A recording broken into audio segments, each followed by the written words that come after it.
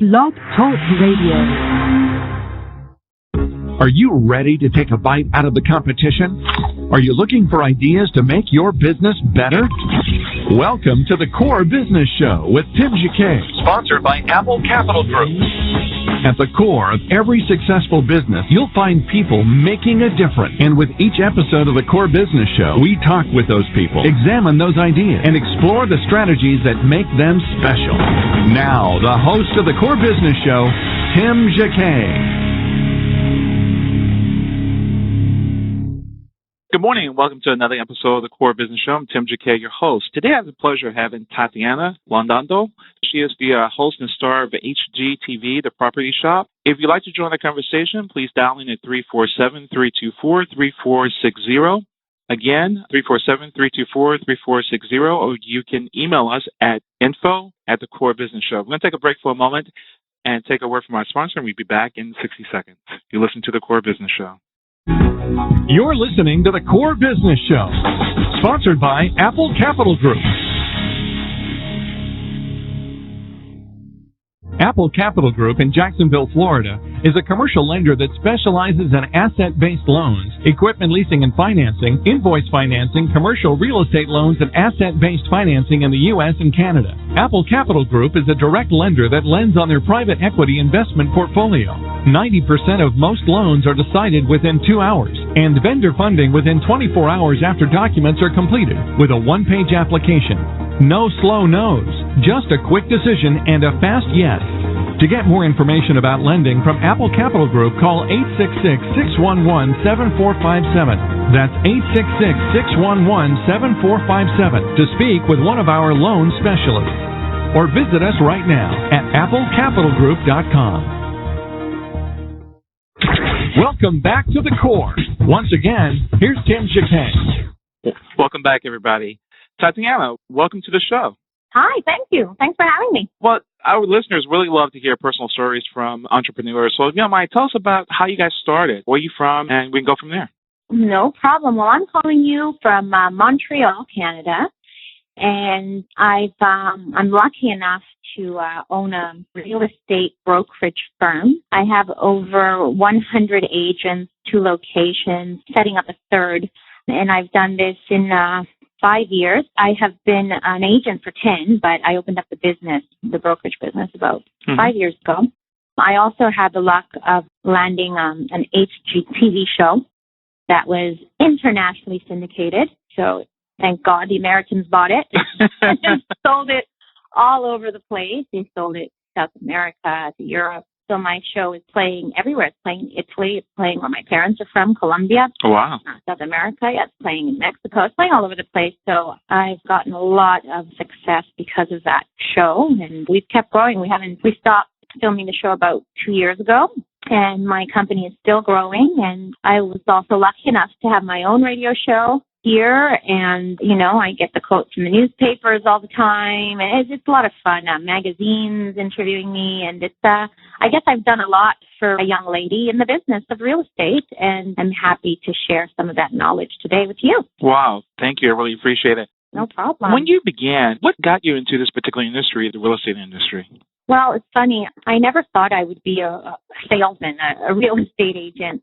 I started in the call center business, and then the FTC toughened up the rules, and I had just had a baby, and I really didn't want to, it was a lot of work to keep up with the rules, the do not call list, etc. And I just thought it was getting to, that industry was getting a little low end, and even the reputable, call centers were being mixed up with the unreputable ones. So it was something I wasn't interested in doing anymore. At the same time, I had just had my second child, and my dad's a real estate agent, always has been, about 25 years, probably 30 years at this point. And he said, Tatiana, why don't you get your real estate course, do your real estate course, get your license? And I was like, well, Daddy, there's already a real estate agent in the family. Why do we need another? He goes, because you're a great salesman. I said, well, okay. He goes, you could do really well in this business. So while I was on maternity, I took the real estate course, and I never looked back. And I made my first sale 6 weeks into the business. And when I got my commission check, I said, whoa, I don't understand why real estate agents aren't like multi-millionaires, and I'm sure there's some of them, but I would expect more with the kind of commissions we make. And I just loved it. And I was like, if I could do this, 10 times in a year, that would equal over $100,000. Then that formula turned into, if I could do this 20 times in a year, if I could do that 30 times, hey, if I could get an assistant and she takes care of all this paperwork, and then maybe I could do it 50 times in a year, and so on and so on. I just loved what I did. I would work hard, get listings, sell them, and I just thought, this is amazing. And I've had luck. I have this really big hair. I've been famous for my hair all over the place. I'll go to the Bahamas. I'm telling you, I went to the Bahamas in May, okay? And I'm at Atlantis, and we're in a casino, obviously. And I'm there, and people were stopping me. They're like, you're Tatiana. You're that girl from that show. I'm like, yeah, that's me. The hair. We love the hair. So my claim to fame, believe it or not, has been the hair. So when I was advertising, I always include a picture of myself. And when I was cold calling, because that's the secret of my success, because I started in the call center industry, I wasn't shy, and I'd cold call. And I had no problem calling complete strangers on the phone, asking them if they wanted to sell their house. And then I didn't even say my name. I'd say, I'm that agent that, with the big curly hair that you see in the newspaper every week. And they knew exactly who I was. Wow. So, yeah. And, if I was in the States or if I was in Toronto, it would have been even easier. Here I had to even speak French, right? Because I live in Quebec. And in Montreal, Quebec, if you don't speak French and you're a salesman, good luck to you. So here I was with my broken French, with my English. And I just kept going, and it was working, and I just didn't stop. Then I I was asked to be on an HGTV show called Buy Me, okay? And I was so grateful to get that call because I had seen the show. It was about real estate agents, and I didn't know the TV business at the time, and I was like, wow, they're calling me. Little did I know, they called every agent in the city, okay? Wow. Yeah, so I was like, okay, I'll do it. I did it. I didn't get paid to do it. They said, listen, you're going to be on TV. So I said, all right. So I didn't get paid to do it. I did it. But the thing about me is, I tell it like it is. So people were really like, wow, who is that girl with the big hair who tells it like it is? So then I became even more famous. And, I saw you on Buy Me. I saw you on Buy Me. Then I got a call. It's just a great story. I get a call. So this is 3 years into the business.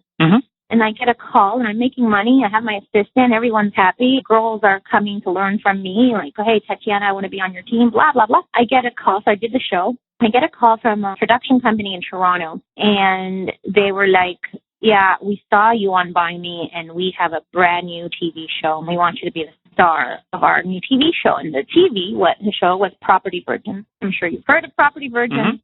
And I went. I did an audition. I got the job. Thing is, this was in Toronto. Now, Toronto is 6 hours away from Montreal, Canada. And my children, I had a budding family with little kids. My son was 3, my daughter was 4, and it just wasn't going to work because I knew how tough the business is. Could you imagine being in another city filming a TV show? Absolutely. I never would have seen. Yeah, I wouldn't have seen my kids.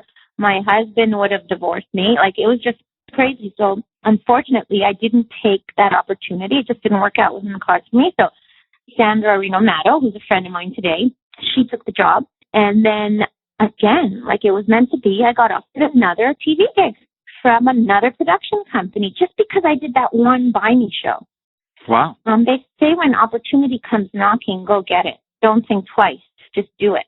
The Nike slogan, just do it. It's really... It works. And I remember when I did that one Buy Me episode, everyone was like, if you're not getting paid, why are you doing it? Or they would say, I've heard stories about agents who do that show and it's a pain in the ass and it gets in the way of your job. And I was like, well, if it's an opportunity to be on international TV, I'm doing it. Absolutely. And doing my job, I'm doing it. What do I care? The cameras are following me.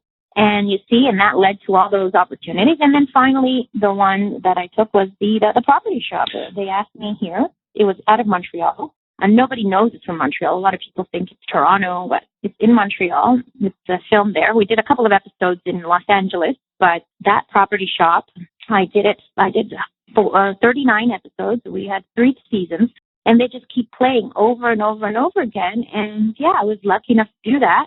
I could go on and on. The story just gets better. Now, with the property shop, it was their own brand, and they just look for a host to host the property shop? Or was actually... What happens is HGTV at the time, they're doing their own productions now, but HGTV would hire a production company to do, so production companies would pitch shows to HGTV, and HGTV would say, okay, great, we'll sign up with you on this show, and then they'd partner up with the owner of the production company, with the producer, and they would just put the show on TV. So all these little shows you see, like House Hunters International, or you see the British shows, Property Shop. HGTV would buy those shows. So that's what they did. So they hired this production company in Montreal to do it, but obviously it was a production company that had been doing business with them forever, right? They were famous, and so they got this show on TV. It originally started in Canada, and then the Americans liked it so much they bought it, and the rest is history. Wow. So taking that, when you first started, it was really your agency, and they just took the label, the Property Shop, and you still ran? Exactly. So the name of my agency is Londono Realty Group, Inc., my last name, Realty Group, Inc. And, so they, boring name, Londono Realty Group, Inc., also because they wanted, they were the owners of the show. They didn't want any issues with me, so they said, we need to call your agency something else just for the sake of the show. I follow. So I wanted to originally call my agency the Property Shop. I thought it was a cute name, and I didn't because the language rules here in Quebec are very strict. So the Property Shop cannot be translated properly. It doesn't sound the same. It sounds ridiculous, actually, in French. La boutique de propriété. It sounds ridiculous. So I said, just call it my last name, Londono Realty Group, and that's how I came up with the name of the company. But, when Property Shop was looking for a name, I said, why don't you use this name? And they loved it, and they used it. Oh, wow. Yeah, so it's their brand. Okay. HGTV owns the brand. Now, when you first started, now you have your agency. What type of bumps in the road that you have when you actually start your agency? We've seen some of those things in the episodes, but behind the scenes in real life, what type of struggles did you run across when you actually decided to open your doors? Well, when I decided to open the doors, there were many struggles. First of all, money. When you're starting a business, you need access to money. And we had just closed the business down, and we're paying off, the taxes and bills when we closed that business. So money wasn't, available to us the way I would have needed money available to me opening a business. So basically, I used line of credit, I used credit cards, and I used, my own commissions as equity to build my business. So that was number one, the actual, I have to get a lease, I have to pay the rent. But, business was so good that everything that I made, I put things into the business. So if we're talking about when I opened the agency, so the lease, I had to pay for furniture. I had to pay for office equipment. I had to pay for reception desk, reception area. I had to pay for the agents. So all these things are costs of doing business. And so that requires money. So that's number one. So if you're opening a business, make sure you have enough money to sustain yourself. Yeah. A lot of people think that you could just open a business and, you have to invest. So you have to have a little nest egg to survive while you're doing those first steps. Number two, actually recruiting agents was difficult because I was a nobody. I wasn't a Remax. I wasn't a Royal LePage. I wasn't, all these other huge agencies that are out there. Keller Williams, this sort of thing. I was just my last name, and I didn't expect to grow. I just thought I was going to do a little boutique type agency. My goal at the time, if you see the first episode, was to have a boutique agency with 15 agents, 15 agents. And today we're over 100 agents and growing, and I'm beating in numbers the Remax that's just down the street. Now, if you take the Remax, why didn't you go with a franchise like a Remax or Keller Williams? That's a great question, because at the time, my first agency was Remax. Okay, so I left Remax because I was headhunted to Sutton. I believe you have Sutton in the States, but here it's a national brand. And Sutton asked me to come in, and I loved the way they treated me. So I went with Sutton, and then I said, okay, I'm bored. I'm going to open my own agency. The only reason I opened my own agency was to be in control of my own money, because they would take their time paying out. If the administrator or the accounts payable was on vacation, I wouldn't get paid. So I said, I don't have to go through this. I'm one of the top agents here. and I have to wait for a paycheck. Forget it. I'm opening my own agency. That's the only reason I opened my own agency. And so at the time, the RE/MAX guy came back to me, the owner of one of the RE/MAX franchises here, and offered me the opportunity to open a RE/MAX. I said to him, I'd consider it, but if I got the TV show, because at the time we had already sent the demo in to HGTV for the TV show, I said, if I get the TV show, I'd be an idiot to open a RE/MAX. Why would I give all this publicity to RE/MAX? If I get the TV show, I'm just opening on my name. Mm-hmm. And again, the rest is history. So now I'm bigger than the RE/MAX, which is the same franchise that asked me to join them. So down the street, RE/MAX to Cartier, our numbers are higher than theirs. Wow. And I'm proud to say so. And it's with my immigrant Londono Realty Group last name. That just shows you it's all crap. In other words, if you work hard, you'll achieve your dreams. And if you just keep going up that mountain, you'll achieve your dreams. Just don't let the negativity and the crap get you. You're going to experience lows every once in a while, but with every low, that means there must have been a high. You give and you take, and it's absolutely wonderful, my life, my lifestyle, the relationship I have with my business partner, who happens to be my ex-husband. Everything has worked out like a dream. It's all wonderful. Wow. A couple of episodes, you're with a new agent. Do you have to be really a full-time agent? Yes, absolutely. Okay. You're reading my mind. What's your sign? Say again? What's your sign? What's your sign? When is your birthday? August. So you're a Virgo or a Leo? Leo. Because you're reading my mind, I thought you were an air sign anyway. Yes, I believe in the hokey pokey. So yeah, when you are an agent, like when you decide to become a real estate agent, okay, you need to do it full time. It's like any other business, okay? If you're going to do it part time, if you're going to open the business part time, it's not going to happen. If you're going to open, let's just say a Starbucks cafe, and you just show up half-time, guess what? The employees are going to steal from you. It's going to close down very soon. The same thing with real estate. If you've decided to choose real estate as a career, okay, you got to do it full-time.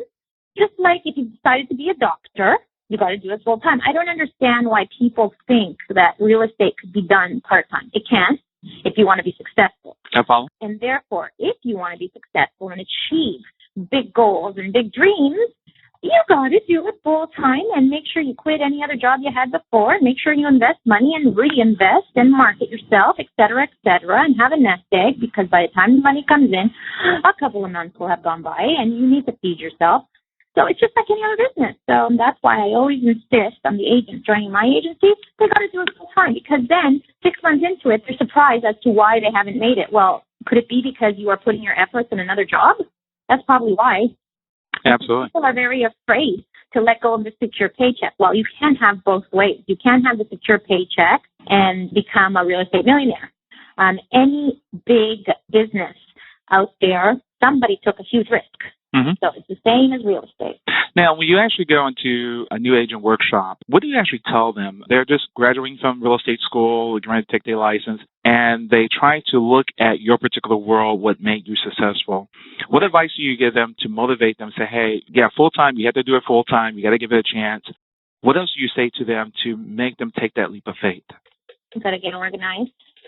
You got to follow the rules of ethics, because a lot of times when you're just starting out, you break the rules and you get in big trouble. And here they're very strict. I'm assuming they're very strict everywhere. You've got to have a supportive spouse or partner who is going to understand when you come home at 11 o'clock at night and all hours of the evening, because most people who own real estate work during the day, so therefore they only want to see you sign contracts at night.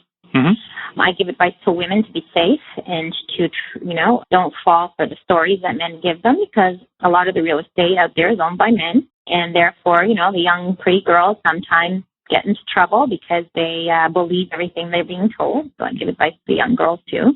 I give lots of advice. I do that a lot, actually. I go to schools and I give people advice.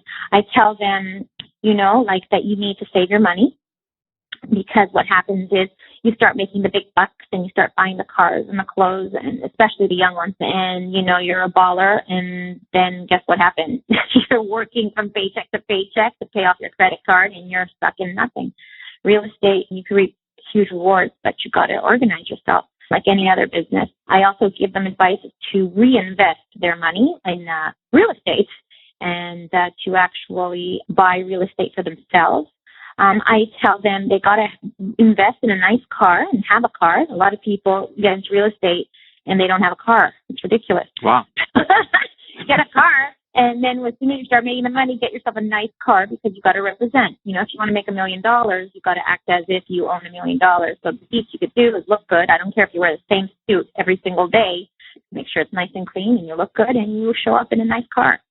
People like to see that. If you're driving around in a crap box, and people will say, well, how successful could that person be? I tell them to read books. I tell them to watch The Secret. And yeah, to be positive, to not look back and just go for their dreams. And to, again, I'll say it again, do it full time. Do it full time. And you mentioned read books. What type of books they should read? Oh, my God, the Little Red Book of Selling is one that I push.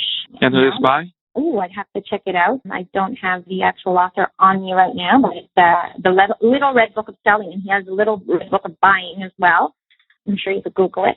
Then there's also Tony Robbins, Unleash the Giant Within. Mm-hmm. I'm a huge fan and follower of Tony Robbins. He's amazing. I also tell everybody to watch The Secret. You know, a lot of people think it's mumbo jumbo, blah, blah, blah. It's not true. I actually, Oprah did a show on it. I actually live my life like that. Like, I remember when I was working at the call center, when I started, because I had my own call center, but before that I worked at a call center. And I remember one of the managers there, like, he used to say to me, Tatiana, you're such a show-off.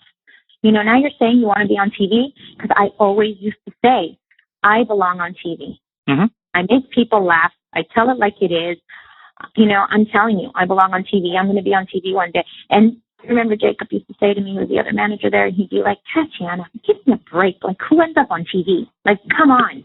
How could you be on TV? Like, what do you do to be on TV? And I ended up on TV because I believe in that. I believe in, working yourself. I believe in taking care of yourself. I believe in the, positive affirmations, incantations, all sorts of stuff. You know what? To be a full person in life, like to actually enjoy life and to maximize everything out of life, you've got to be on a strict regimen. You really do. And then after a while, it's not about rules. It's about just living your life, It's about waking up early, going to bed late.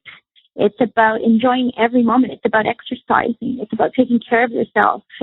And then you'll see, when you do that, you get ideas like divine inspiration. It's crazy. Like when you're healthy and you're eating right and you're exercising, all great things come to you.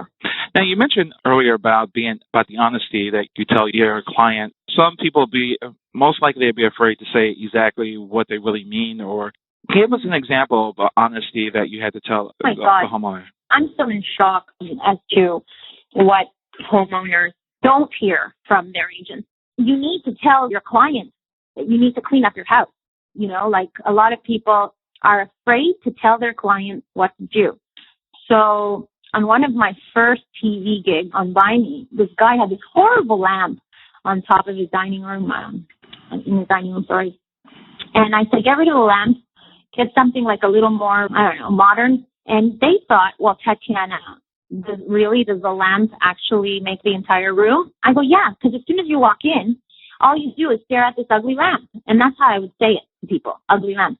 So, people would probably take offense once in a while, but most of them respected my honesty. I'll give you another example. When somebody smokes in their house, you got to tell them you're not allowed to smoke in your house anymore. If you're selling your home, okay, I understand it's your home, but you're selling it. So someone else is going to buy it. And if you want that to happen, you got to start smoking outside and really clean up your house. Like clean it with soap, water, burn some coffee in there, and get some plug-ins because your house stinks of cigarettes. I once sold an apartment. You looked up in the ceiling, it was yellow because of all the cigarette smoking he'd do in the apartment. Could you imagine someone walking in there, smelling and then looking at the yellow on the ceiling? He'd be like, oh my God, I'm going to get cancer just walking into this room. This is what people think. So I asked him to paint the ceiling, stop smoking in the house, get some plugins in there, wash the walls with soap. And he did that, and I was able to sell the place. Wow. Animals. And what about pets? People love their pets. They're like children to people, and I understand that. But that doesn't mean that the person visiting your house feels the same way about animals that you do.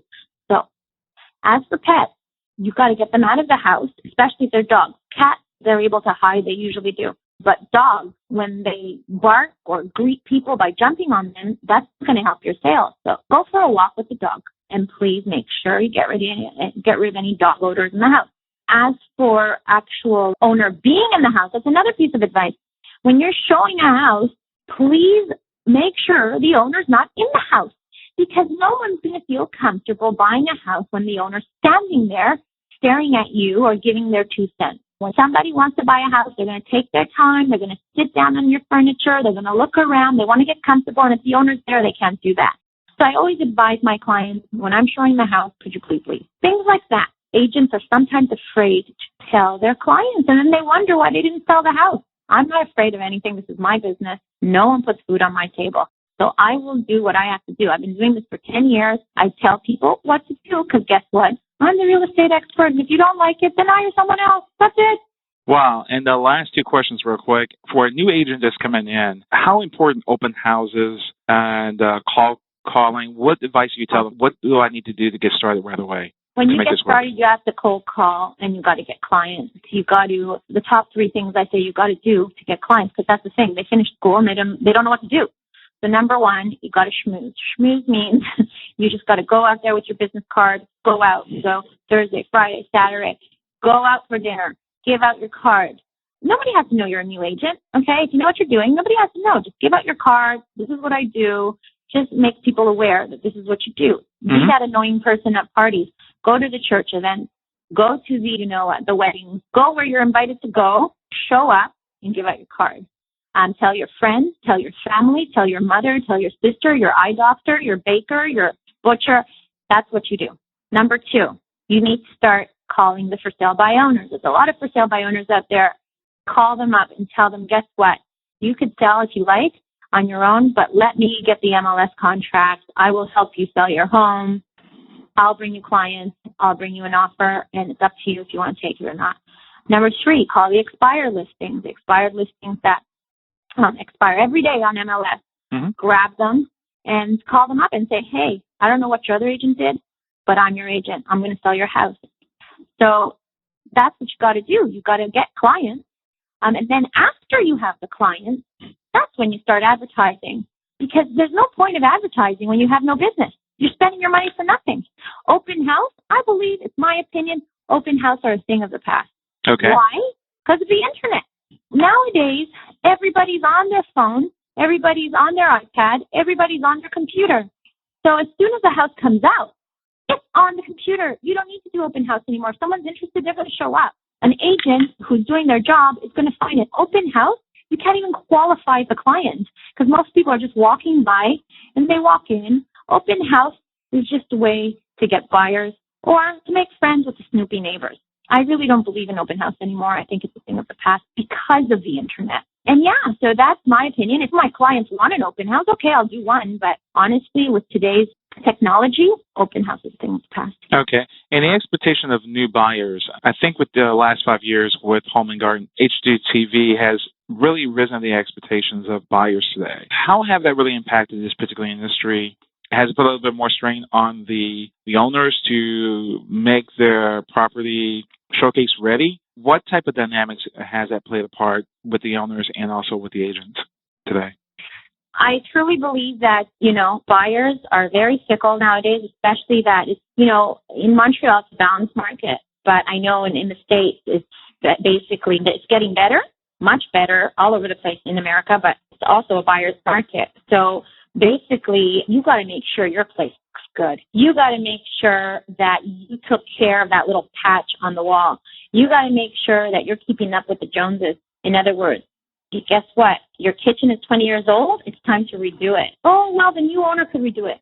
Well, if the new owner if there is a new owner, because maybe no one will buy yours because your kitchen is dated. So, yeah, you're right. HGTV, has, or all these decorating panels have really put pressure on sellers and agents to do a proper job. And guess what? People aren't buying just anything. There's a lot of product out there, so make sure that your curb appeal is perfect and that when you walk in there, it looks great. Keep up with the trends as well because, aesthetics sell property. Okay. When it comes to the struggling agent, what advice do you have for the struggling agent? We have a question. Struggling agent just has to work harder. There's no reason for an agent to be struggling whatsoever. I don't believe in struggle. I believe that person is doing something wrong. Well, what do you mean, Tatiana? Well, yeah, that's what I mean. That means they're not calling enough. That means they're not schmoozing enough. That means they're not trying hard. Okay? There's no reason for somebody to be struggling if they just do the ABCs of real estate and, always be calling. There's absolutely no reason for an agent to be struggling out there if he is doing everything he can do. Now, if it's a depressed market where nothing's selling, that's a different story. Eventually, the market will go up again.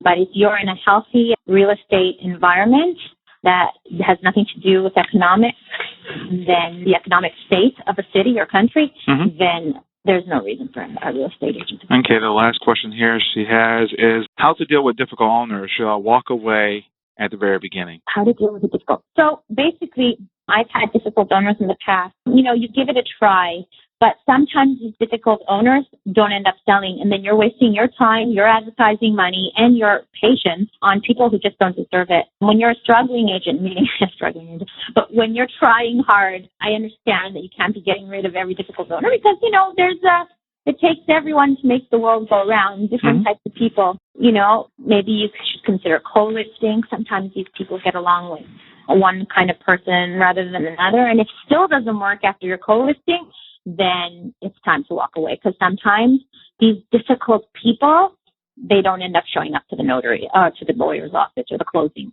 And just be careful. You don't want to go crazy out there either. There's a lot of crazy people out there.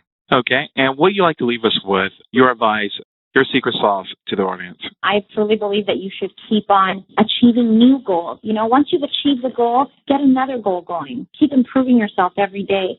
Keep working hard because I know what happens. There's ups and downs. And when you're in business and you're successful, sometimes you tend to get lazy.